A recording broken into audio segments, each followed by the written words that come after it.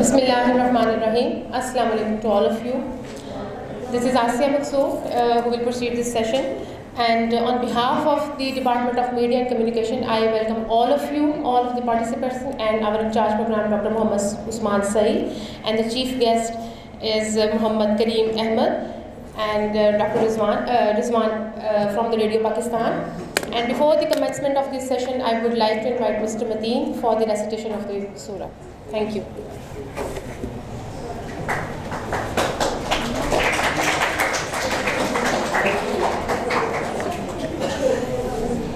أعوذ بالله من الشيطان الرجيم.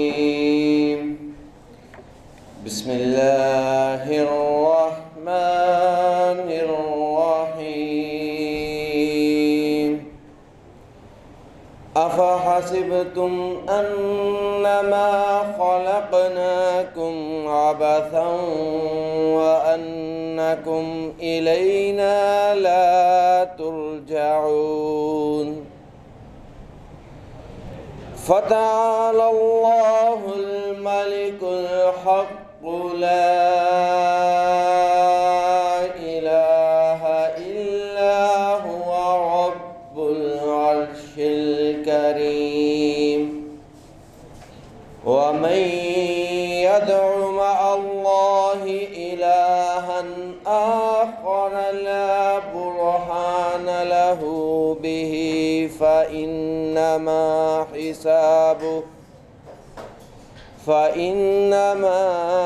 حسابه عند ربه إنه لا يفلح الكافرون. وقل رب اغفر وارحم وأنت خير الراحمين. صدق الله العظيم.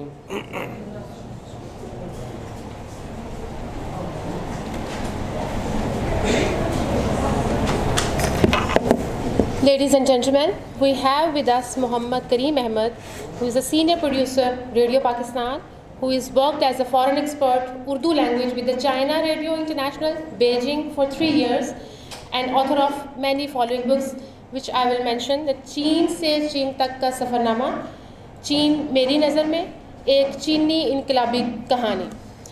He occasionally writes articles in English and Urdu, which appear in different magazines and papers, and his qualification is MA English Literature and MPhil in Mass and Mass Communication.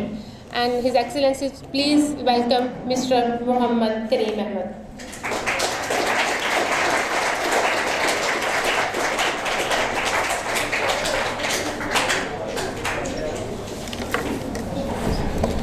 अस्सलाम वालेकुम.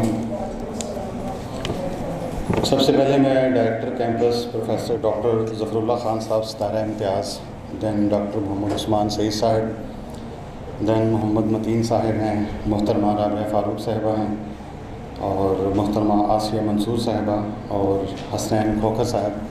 आपका बहुत शुक्रिया कि आपने इस event को arrange किया और मुझे ये एजाज़ बख्शा है कि मैं इन स्टूडेंट्स के साथ को इंटरेक्ट कर सकूँ. Thank you very much.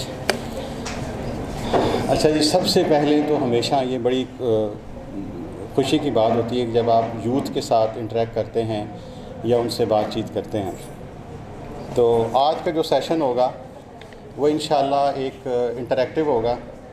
कुछ चीज़ें मैं आपसे सीख लूँगा और कुछ आप मुझे सिखा देंगे, ठीक. और मैं ये कोशिश करूँगा कि बजाय इसके कि ज़्यादा एकेडमिक पे फोकस करूँ. Is the problem in audio?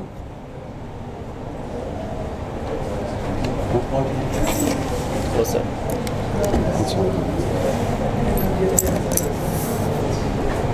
आप करेंगे. इससे ज़्यादा के बजाय इसके कि मैं ज़्यादा आपको एकेडमिक बताऊं, आप गूगल सर्च कर लेंगे. ये यूथ है, बड़ी इनोवेटिव है, बड़ी डायनामिक है. ये सेकंड्स के अंदर गूगल पे जाती है, वेब पे जाती है और चीज़ों को सर्च आउट कर लेती है. तो मैं कोशिश करूँगा कि जो प्रैक्टिकल लाइफ का मेरा एक्सपीरियंस है या जो चीज़ें मैंने इस प्रैक्टिकल लाइफ में ऑब्ज़र्व की हैं वो आपके साथ शेयर करूं, ताकि आपके लिए कुछ जो लर्निंग का एक समा हो सके. ठीक है जी. तो ये जो सेशन होगा इंशाल्लाह इंटरेक्टिव होगा. चलो बात करते हैं. जी।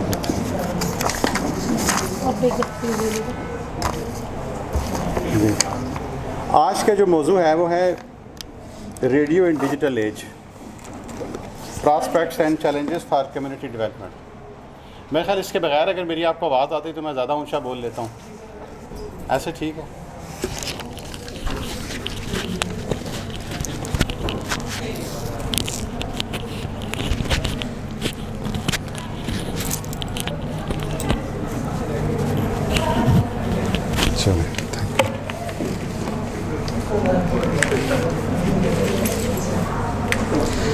अच्छा, आज का जो मौजू है जी रेडियो इन डिजिटल एज। मैं रेडियो का हिस्सा होने के नाते जब कभी इस किस्म का मौजू आता है या जब स्टूडेंट्स के साथ इंटरेक्ट होना पड़ता है तो एज अ रेडियो पर्सन मेरी इंटरप्रिटेशन ये है कि मुझे ऐसा फ़ील होता है कि शायद ये मौजू ऐसा है, ऐसी है जैसे आपको किसी प्रैक्टिकल लाइफ में कोई इंश्योरेंस एजेंट आपके पास आए और वो आपको कायल करे कि आप ये पॉलिसी ख़रीद लें, या किसी बैंक का आदमी आपके पास आए और वो कहे कि आप ये प्रोडक्ट ख़रीद लें। लेकिन मैं ये कोशिश करूँगा कि क्योंकि रेडियो मेरा पैशन है, रेडियो से वाबस्तगी है, तो आज कोशिश करूँगा कि आपको मैं सेंसिटाइज़ कर सकूँ कि रेडियो का रोल क्या है और radio as a media tool उसकी क्या अहमियत है और वो कहाँ स्टैंड करता है आज की दुनिया में। जैसे मैंने आपसे शुरू में अर्ज़ किया है, तो आज का जो हमारा सेशन होगा ये इंटरेक्टिव होगा। ये वन वे ट्रैफिक नहीं होगी, ये टू वे ट्रैफिक होगी। कुछ चीज़ें आप मुझे बता दीजिएगा ताकि हम चीज़ों को समझने में हमें आसानी हो। चूँकि इसका मौजू है रेडियो एंड डिजिटल एज, तो मैं सबसे पहले आपसे शुरू करूँगा, क्योंकि हम इस एक अहद में रह रहे हैं जो कि टेक्नोलॉजी का अहद है। आप सबके पास स्मार्टफोन्स होंगे, लाजमी होंगे। आप उसमें से कौन कौन सी एप्लीकेशन यूज़ करते हैं? कोई any one could tell me, who can tell me? Like WhatsApp आप इस्तेमाल करते हैं, इसके अलावा स्नैपचैट, ओके, और वी चैट, टिकटॉक, ये यूथ की पसंदीदा। एक इंस्टाग्राम भी है, ठीक है, फेसबुक है, बहुत सारी चीज़ें। इट मीन्स आप इस माशरे में रहते हुए आप टेक्नोलॉजी को इस्तेमाल कर रहे हैं, शऊरी तौर पर या गैर शऊरी तौर पर आप उस टेक्नोलॉजी का एक हिस्सा हैं, आप उसको इस्तेमाल कर रहे हैं, ठीक है। अब अगले स्टेप की तरफ जाते हैं। आप में से कितने स्टूडेंट्स ऐसे हैं जो अपने पेरेंट्स के लिए या अपने किसी रिलेटिव के लिए उन्होंने ऑनलाइन टिकट बुक करवाई हो, ऑनलाइन उनके लिए कोई रिजर्वेशंस करवाई हो? किसी एक का कोई एक्सपीरियंस? जी, कहाँ करवाई थी? गुड, डाइवो की। इसके अलावा किसी का एक्सपीरियंस? मैंने भी डाइवो की करवाई थी। डाइवो की, इसके अलावा? चलें ठीक है, डाइवो की टिकट्स भी आप बुक करवाते हैं, इसके साथ आप जो फीस जमा करवाई थी, ठीक है। ऐसे ओबीडियंट बच्चे जिन्होंने घर के बिजली के बिल या गैस के बिल थ्रू मोबाइल बैंकिंग करवाए हों, ये करवाएं, ठीक। इट मीन्स आप उस माशरे में रह रहे हैं जहाँ पे आप टेक्नोलॉजी को इस्तेमाल कर रहे हैं। ये सिर्फ आपको बताने के लिए था कि आप उस माशरे में रह रहे हैं, उस समाज का हिस्सा हैं, वहाँ पर आप जी रहे हैं जहाँ पे टेक्नोलॉजी आप उसको इस्तेमाल कर रहे हैं, चाहे आप उसको इस्तेमाल पॉजिटिव करें या किसी और सेंस में करें, लेकिन आप कर रहे हैं, ठीक है। आप समझते हैं कि इस टेक्नोलॉजी को इस्तेमाल करने के साथ, जैसे किसी ने टिकट्स बुक करवा दी, किसी ने रेलवे की टिकट बुक करवाई, किसी ने बिल जमा करवा दिया, इसके बावजूद हमारा मुल्क जो है वो हम उसको तरक्की याफ्ता कह सकते हैं?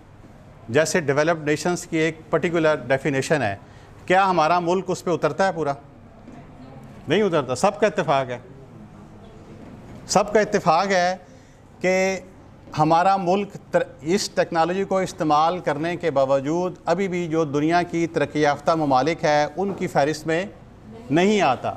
लेकिन साइड बाय साइड हम क्या इस्तेमाल कर रहे हैं? ये दो पैरेलल चीज़ें हैं।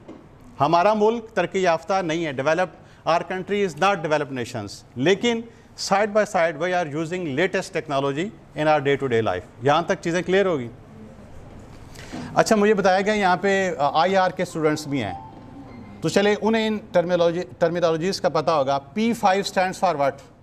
कोई एक स्टूडेंट मुझे बता सके? P5 नहीं है? नो। P5 जो है एक एब्रीवेशन है, उनको कहते हैं परमानेंट 5 कंट्रीज़ UN के। Any student can tell me about those 5 countries? UK, US, Russia, France and China. Good, इनके लिए क्लैपिंग करें इन्होंने। ये P5 हैं।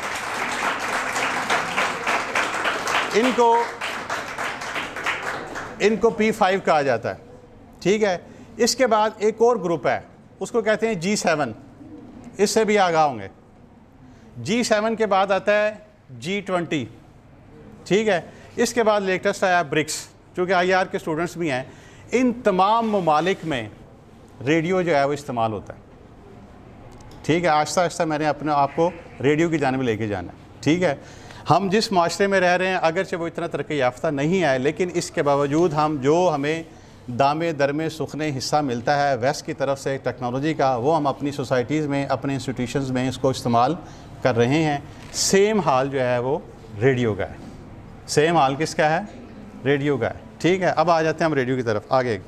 इसमें एक है जी स्लाइड जिसमें ना वो है बिफ़ोर, अच्छा हाँ, इससे पहले मैं जाता हूँ। आप में से कितने स्टूडेंट्स ऐसे हैं जिन्होंने किसी रेडियो स्टेशन का विज़िट किया हो?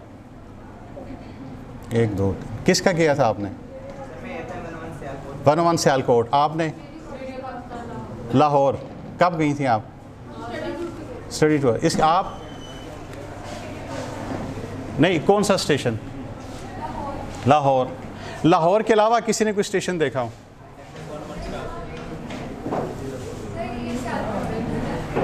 सियालकोट वो 101 है। आप स्टडी टूर पे गए थे, वहाँ पे आपने क्या ऑब्ज़र्व किया था? कोई ऐसा अपनी एक्सपीरियंस आप बता सकें?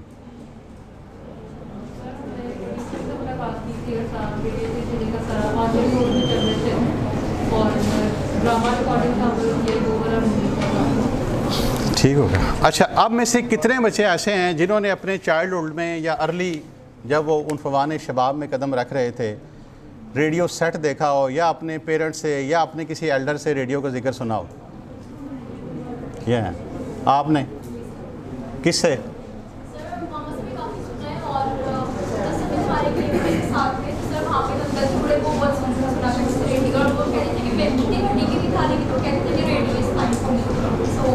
गुड। इसके अलावा किसी का? जी।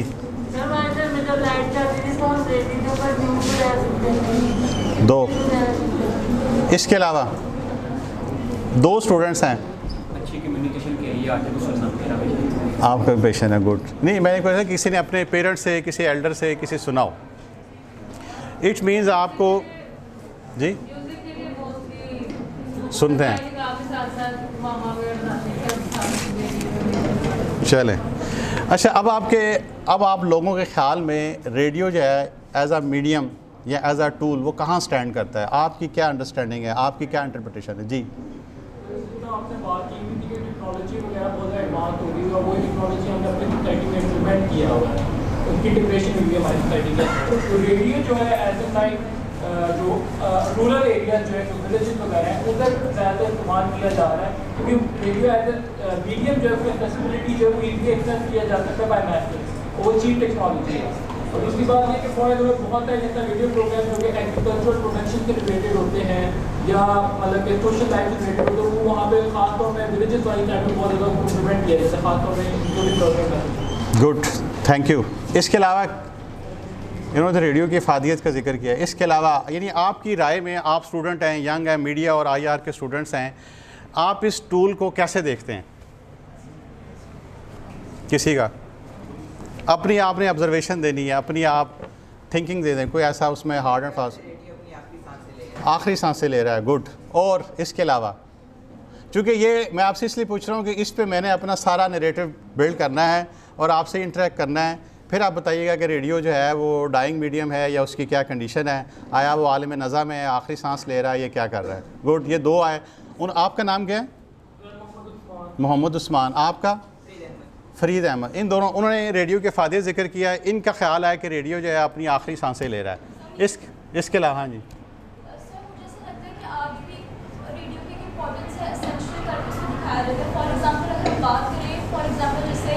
हमारे कंट्री में क्रिकेट मैच होता है तो हमारी जो एडवर्टीजमेंट बनती है अपनी टीम को सपोर्ट करने के लिए, उसमें सिर्फ एक विलेज बैकग्राउंड दिखाया जाता है और उसमें रेडियो जो है उसको हाईलाइट किया जाता है कि लोग उसमें बैठ के सब मतलब आपस में जो है वो गैदरिंग करके जो है वो रेडियो पर सुन रहे हैं, मतलब उनके पास जो फिर एक 2 बजे तक रेडियो होता है कि वो उसके थ्रू न्यूज़ सुन रहे हैं और क्रिकेट अपडेट्स दे रहे हैं। Good, thank you. इसके अलावा किसी की? जी।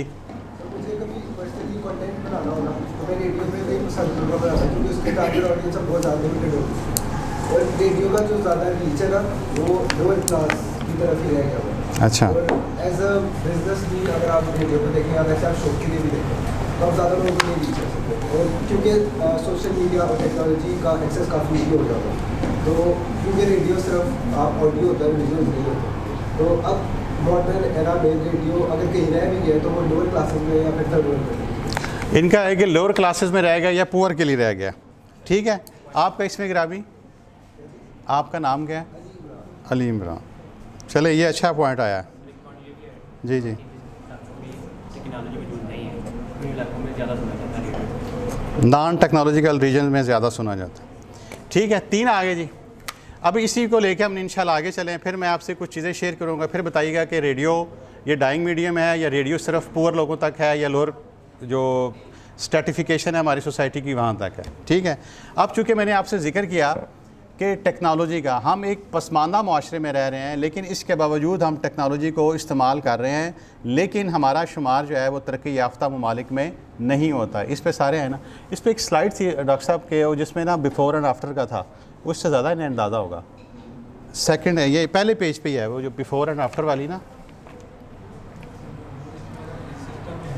ओके, कोई बात नहीं। अच्छा, ये जनरल नॉलेज का क्वेश्चन है आईआर वालों के लिए भी और मैथ्स काम के लिए भी, कि जब पाकिस्तान आज़ाद हुआ था तो कितने रेडियो स्टेशन जो है वो पाकिस्तान के हिस्से में आए थे? ये जनरल नॉलेज का क्वेश्चन है जी। 3 गुड। कौन कौन सा? एक आप बताएं, एक आप बता दें। ढाका, आप? लाहौर। 3 आए थे। अच्छा, अब आप गैस वर्क करें कि रेडियो पाकिस्तान के कितने स्टेशन होंगे पूरे पाकिस्तान में? मोर देन, हाँ, रेडियो पाकिस्तान के गैस करें, गैस गैस गैस गैस 160 यानी 160। ओके, इसके अलावा 181। ओके, 175 और बाकी लगता साइलेंट है, वो ज़्यादा इन्हीं पे इन्हिसार करें। आप सीआर तो नहीं गई? अच्छा, वो रेडियो पाकिस्तान जिसने 3 स्टेशंस के साथ अपना सफ़र शुरू किया था, इस वक्त रेडियो पाकिस्तान के मोर देन 40 स्टेशंस हैं। इसने ग्रो किया है, इसका नेटवर्क जो है वो ग्रो कर गया। ये मीडियम वेव से एफएम में गया, एफएम के अलावा हमारे 101 आ गया, हमारा 93 आ गया, हमारा 94 आ गया, हमारा सौतुल कुरान आ गया। बहुत सारे हमने नेटवर्क जो हमारा फैल गया पूरे पाकिस्तान में। वाहिद जो रेडियो पाकिस्तान है जो पूरी मुल्क को इसने कनेक्ट किया हुआ है। अच्छा, अब हम चलते हैं कि पाकिस्तान के अंदर जो रेडियो इंडस्ट्री है उसका हल्का सा जिक्र करते हैं।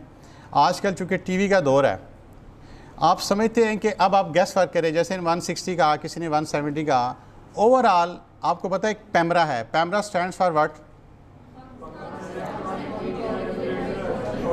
गुड। एक पैमरा है और एक है फैब। फैब कहते हैं फ्रीक्वेंसी एलोकेशन बोर्ड को, जो जितने प्राइवेट एफएम स्टेशंस हैं ना उनको फ्रीक्वेंसी एलोकेट करते हैं। जैसे 101 है, किसी का 94 है, किसी का 93 है, किसी का 106 है, किसी का 87 है, लाइक दिस आप इसको क्यास कर सकते हैं। ठीक है, अब पैमरा जो है पाकिस्तान के अंदर लाइसेंसिंग अथॉरिटी है जो प्राइवेट रेडियो स्टेशंस को लाइसेंस जारी करती है। आपके ख़्याल में पैमरा ने अब तक कितने लाइसेंसेस जारी किए होंगे? इस सोच को मद्देनजर रखते हुए बताइएगा कि इन्होंने कहा, एक स्टूडेंट ने कहा कि ये रेडियो डाइंग मीडियम है, एक ने कहा कि ये सिर्फ पुअर क्लासेस के लिए या देहातों तक महदूद हो गया है। इस मद्देनज़र इस चीज़ को ज़हन में रख के आप गैस वर्क करें कि इस वक्त पाकिस्तान में कितने रेडियोज़ को लाइसेंस जारी हो चुका होगा? 200 अबव। इसके अलावा कोई और गैस करे? 500 और 250 और गैस 240 और 500। ये बहुत ज़्यादा हो गया। चलें, अब ये पैमरा जो है ना, पैमरा इस वक्त तक उसने इस मुल्क में, I had written somewhere it, कि उसमें कितने लाइसेंस जारी किए हैं। हाँ, 175 जो है वो पैमरा कमर्शियल लाइसेंस जारी कर चुका है और 60 जो है वो नॉन कमर्शियल हैं, जो कैंपस रेडियो हैं। इसका मतलब है कि जो हमारी रेडियो इंडस्ट्री है ना वो जो है वो सरवाइव कर रही है। एक बात। दूसरा, अब आपको चूँकि रेडियो है सबसे पहला प्राइवेट रेडियो स्टेशन पाकिस्तान में कब बना था? अगर किसी को अंदाज़ा हो, मेरा ख्याल है मुश्किल होगा। पाकिस्तान में जो सबसे पहला प्राइवेट रेडियो लाइसेंस जारी हुआ था वो 95 में जारी हुआ था FM 100 को, FM 100। उसके बाद 101 फिर आता गया। 100 ने अपना नेटवर्क जो है आज तक 3 शहरों से ज़्यादा उसने उसको तोसी नहीं दी, उसको एक्सटेंड नहीं किया, लाहौर, कराची और इस्लामाबाद। ठीक है, आज से तकरीबन 10-15 साल पहले की बात है। अभी तो ज़ाहिर है जो बिज़नेस है वो अपना फ़िगर जो है वो कभी भी उसको पब्लिक नहीं करता, उनको टैक्स देना पड़ता है। आप एक गेस वर्क करें, आज से 10-15 साल पीछे चले जाएं, उसने एक साल में खालिस income after paying all taxes, all salaries, all expenditure, 10-15 साल पहले उसने कितना मुनाफा कमाया होगा? कोई गैस वर्क करें। इससे मेरे रखे कि रेडियो डाइंग इंस्टीट्यूशन है पाकिस्तान में, लोग सुनते नहीं हैं, ये चीज़ इन में रखें। उसने कितना मुनाफा कमा लिया होगा? 15 साल पहले चले जाएं। After meeting all expenses, all expenditure, all salaries, all after paying all sort of government taxes, उसके पास खालिस इनकम कितनी बची होगी? 10-15 लाख। ओके, और 25 लाख, और 30 लाख, और 5 लाख। 5 लाख नहीं, FM 100 ने आज से 15 साल पहले खालिस इनकम उसकी 1 करोड़ रुपए थी। ये रेडियो का हाल है, रेडियो इंडस्ट्री का हाल है। ठीक है, ये रेडियो इंडस्ट्री का। लेकिन 15 साल पहले आपका टीवी चैनल बूम पे था। ठीक है, चलें। अब एक और चीज़ है, APNS, किसी को पता है APNS? गुड यार, ये स्टूडेंट अच्छा है, इसका जनरल नॉलेज अच्छा। कौन बोला है? आप बोले हैं, गुड। APNS के मेंबर्स की तादाद कोई बता सकता है? क्योंकि मैंने अपना नरेटिव इस पे बिल्ड करना है, इसलिए मैं आपसे ये सवाल पूछ रहा हूँ। APNS जो है वो ऑल पाकिस्तान न्यूज़पेपर सोसाइटीज़ है, जिसमें मुल्क के जितने अखबारात हैं, मैगज़ीन्स हैं, वो सारे उसके मेंबर हैं। कुछ एसोसिएट मेंबर हैं, कुछ फुल मेंबर हैं, इसी तरह हैं। एनीवन कैन गैस उसके कितने मेंबर्स होंगे? 50।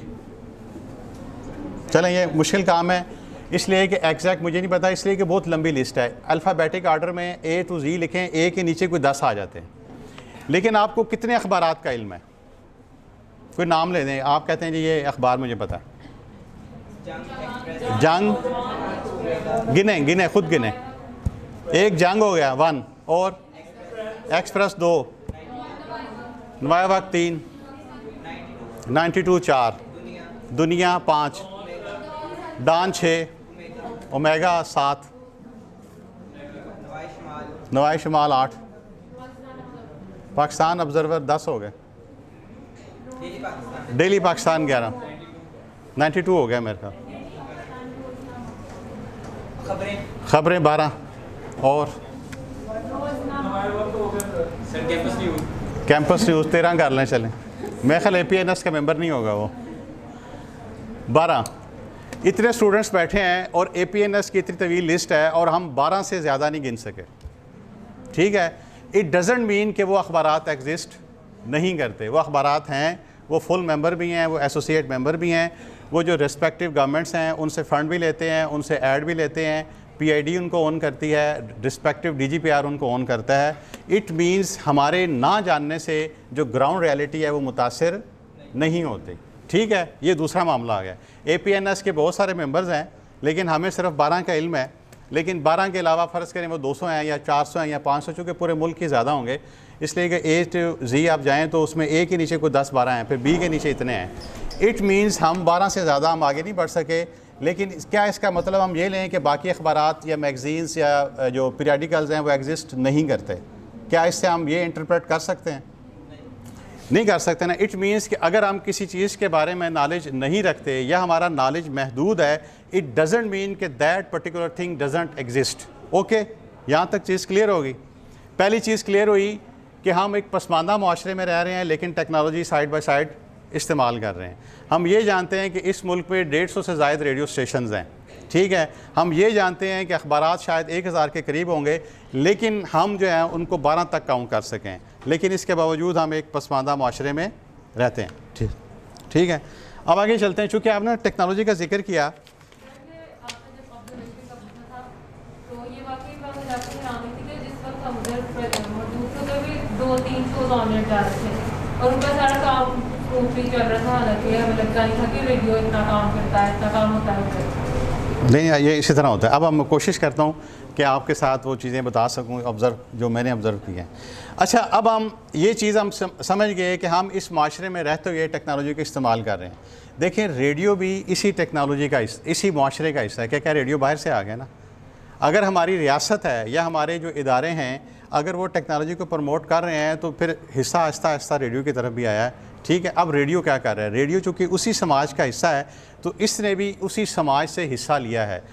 अगरचे आपकी जो टिकट है अब रेलवे की ऑनलाइन बुक हो जाती है, लेकिन क्या इससे रेलवे की जो टाइम टेबल है वो दुरुस्त हो गया? नहीं हुआ। रेलवे की जो इंफ्रास्ट्रक्चर है वो बेहतर हुआ? नहीं हुआ। क्या रेलवे ने बेहतर सर्विसेज दे दी? नहीं दी। इसी तरह आप देखें, आप में से अक्सर के एक्सपीरियंस हुआ होगा, अब आप फ़्लाइट को ट्रैक करते हैं। फ़र्ज़ करें यहाँ से लाहौर से कनाडा के लिए गई है, आप फ़्लाइट ट्रैकर से उसको फ़्लाइट को ट्रैक करते हैं और जो साहब उस पर सवार हैं उनके पहुँचने से पहले आपको पता लग जाता है कि ये त्यारा जो है वो लैंड कर गया है कनाडा में खैर खैरियत से और आफियत से, और आप उसको स्टेप बाय स्टेप कर रहे हैं। लेकिन इसके बावजूद PIA दुनिया की सबसे निचले दर्जे पे है। टेक्नोलॉजी हम इस्तेमाल कर रहे हैं, लेकिन क्या हम